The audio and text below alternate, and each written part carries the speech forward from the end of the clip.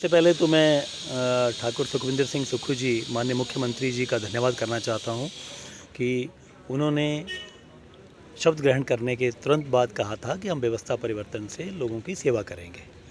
तो उन्होंने एक नई पहल शुरुआत की है। सरकार को लोगों तक पहुंचाने का जो उन्होंने बीड़ा उठाया है और जो हमें जिम्मेवारियां दी हैं कि हम गांव-गांव जा कर के, घर-घर जा कर के एक तो उनकी समस्याओं को जानेंगे और एडमिनिस्ट्रेशंस के सहयोग से उन समस्याओं को तुरंत निपटारा करेंगे। और इसके साथ साथ हम लोगों को ये भी बताना चाहते हैं कि महज एक साल में माननीय मुख्यमंत्री जी ठाकुर सुखविंदर सिंह सुक्खू जी के नेतृत्व में हिमाचल प्रदेश की सरकार ने एक बहुत ही सराहनीय कार्य किया है।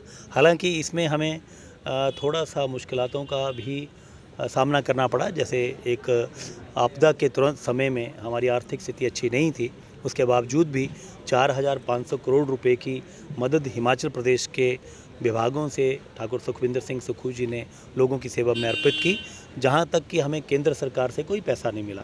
तो इस तरीके से हम लोगों के बीच में जा कर के हमारा एक साल के कार्यकाल की लोगों के साथ चर्चा कर रहे हैं, उनकी समस्याओं को जान रहे हैं और उनकी समस्याओं को तुरंत निपटारा करने के लिए ठाकुर सुखविंदर सिंह सुक्खू जी ने एक नई पहल की है, जिसमें सरकार गांव के द्वार, सरकार लोगों के बीच में जा कर के एक सेवा में एक कदम और आगे बढ़ना चाहती है। और जनता के बीच में तैयारियों के लिए सबसे उम्दा और सबसे सही आंकलन होता है कि हम जनता की सेवा में हमने क्या काम किया है। तो तैयारियों का शब्द भी हमारे जो मुख्यमंत्री जी ने लोगों की सेवा में अपना समय बिताया, एक छोटा शब्द है। हम बिल्कुल तैयार हैं वो लोगों के बीच में जाकर के, लोगों के बीच में हमारे जो एक साल का कार्यकाल रहा, हमने किस तरीके से काम किया, कौन सी योजनाएं लेकर के आए, उन योजना के साथ हम जाके लोगों के बीच में जा रहे हैं। विपक्ष का हर काम में कोई ना कोई नुक्ताचीनी करने की आदत बन गई है। हमारा तो विपक्ष से इतना कहना है कि जैसे ज़िला हमीरपुर है, ज़िला हमीरपुर से केंद्र में नेता हैं, हमें बड़े खुशी की बात है, लोगों के द्वारा चुने गए हैं। लेकिन जो हमारी आपदा थी उस समय केंद्र की सरकार द्वारा राष्ट्रीय आपदा घोषित ना करना हमारे हिमाचल प्रदेश के लोगों के साथ एक भद्दा मजाक था। उन्होंने उनके सहयोग के लिए कोई भी कदम नहीं उठाया, बल्कि उस समय भी वो राजनीति के रूप में हमारे लोगों को विपदा में अकेले छोड़ गए। तो कहने का मतलब ये मंच है या वो मंच है। सरकार जब भी कोई जिम्मेवारी लेती है, सबसे बड़ी जिम्मेवारी होती है लोगों की सेवा करना।